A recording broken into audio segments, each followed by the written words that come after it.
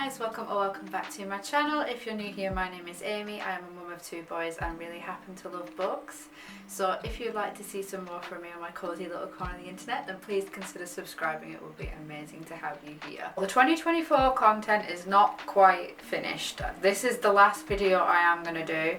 I was going to do like a tier ranking video, but the website that a lot of people use just didn't want to work for me. So I've decided that I'm gonna leave this video as the last one of the 2024 reading season, and then we can jump right into everything for 2025. So I'm gonna go through the worst books that I read in 2024.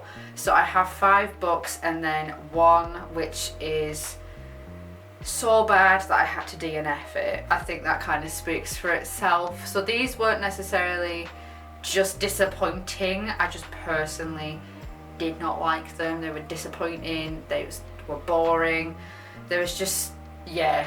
So these books were all rated 3 stars and under, so some of them might have been a bit meh, but then there were some that were just I am very proud of myself for continuing to read them, but yeah, I think that kind of speaks for itself. So shall we jump into my worst books of 2024? So I think I'm going to go over the DNF first, because this was one of the most traumatizing books I have ever tried to read, and this is a very short book and I got less than halfway and decided that I was done, and it's The Rats by James Herbert. This was just gore for the sake of being gory. Like, there was not a lot of substance to this story and it was just pure gore, and one scene did involve a young child who is very similar to the age of my youngest son, and that just tipped me over the edge and I decided, no, I've had enough, I'm not reading this.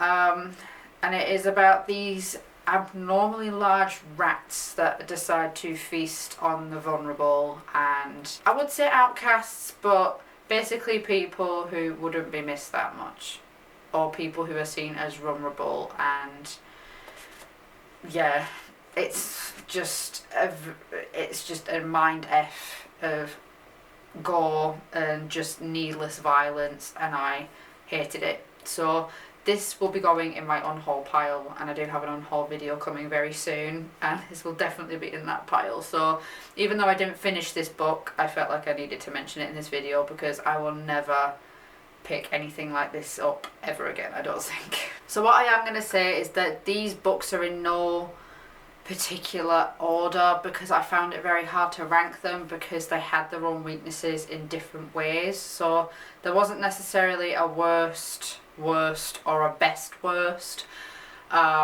These are just the books that I didn't gel with. So in no particular order, the first book I'm going to talk about is The Cloisters by Katy. I gave this 2 stars.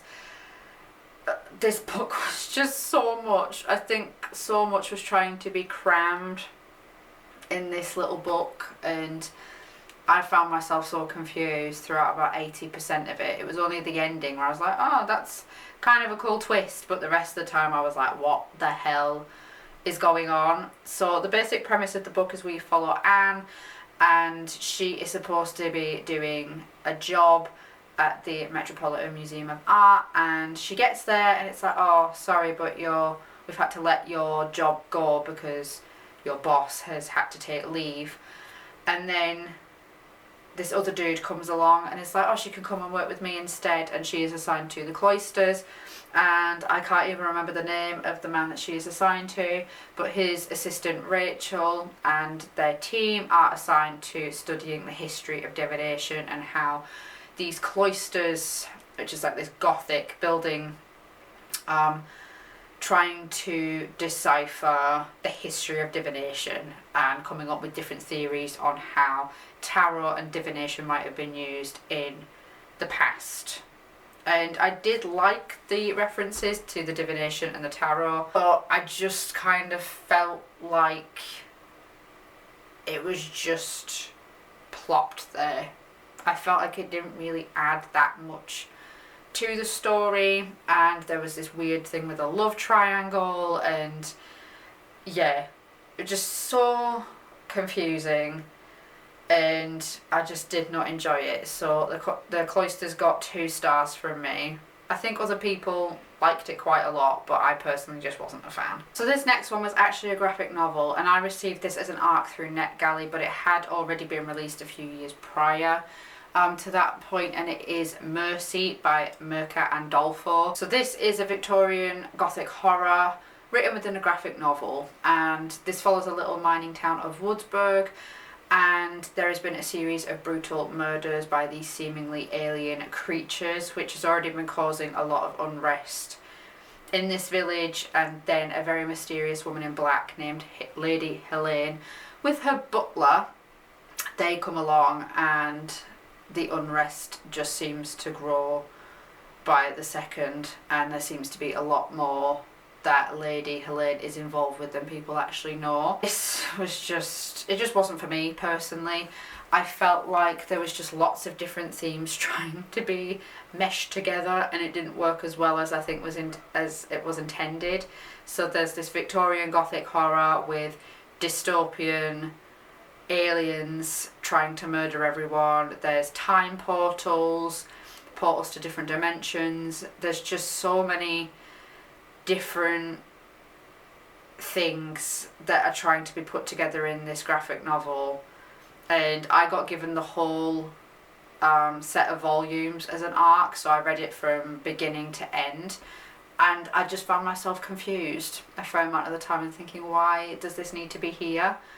I can definitely see why it would appeal to other people, but it just didn't personally appeal to me, so I think I ended up giving this 3 stars.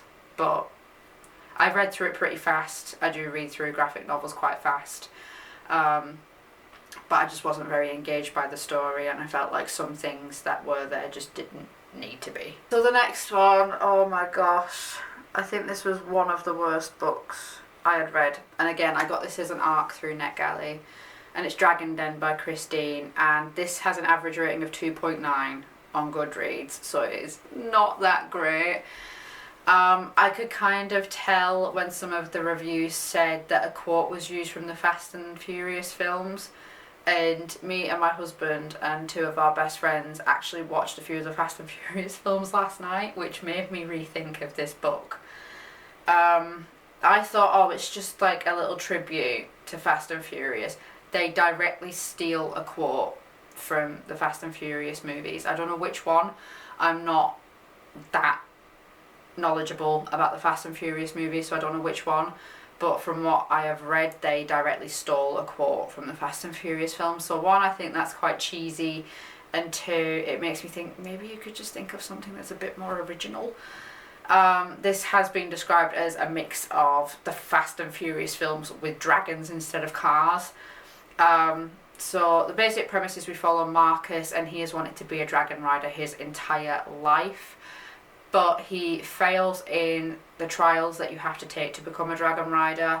But because he is considered quite useful, the general of this dragon riding school says, I will give you this broken dragon to try and train and bond with, but in return you have to infiltrate the Dragon Den, which is a gang importing obsidian, I think they're importing, or some kind of precious metal or stone. I want you to infiltrate the Dragon Den and find out who's importing it in and why. Yeah, it tried to have lots of different things. The overall premise, I think, if it had a lot more polishing, I think it would be quite a good story.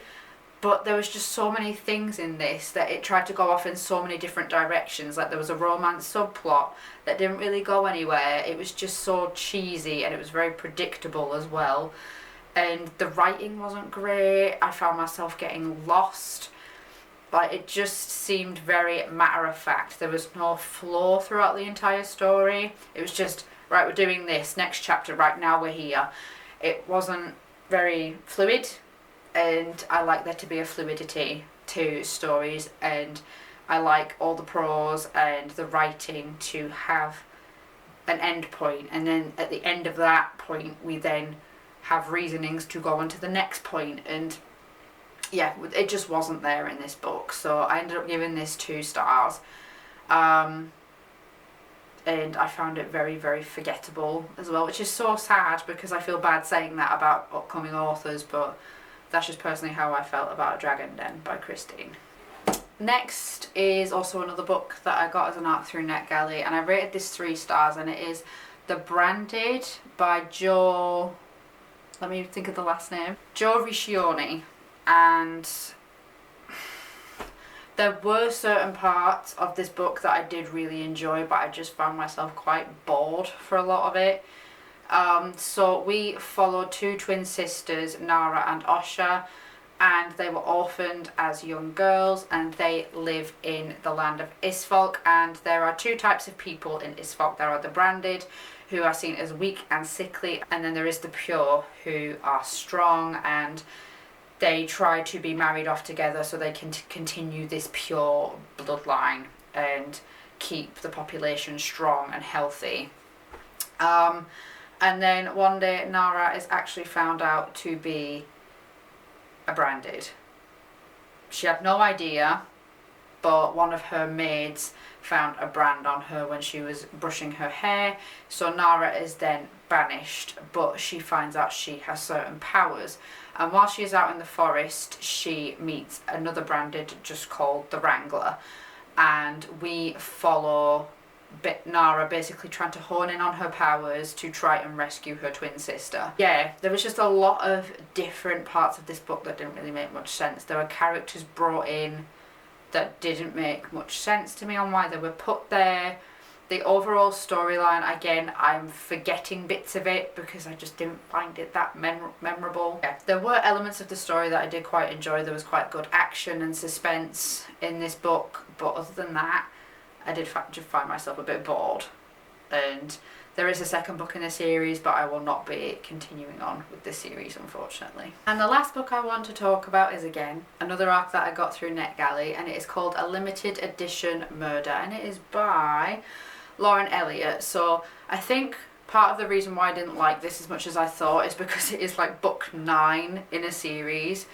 And we follow Addie Greyborn, and she is an American living in Yorkshire in the UK, and she's working at a bookshop, and then she gets thrust into this murder mystery involving a limited edition book, a version of Wuthering Heights.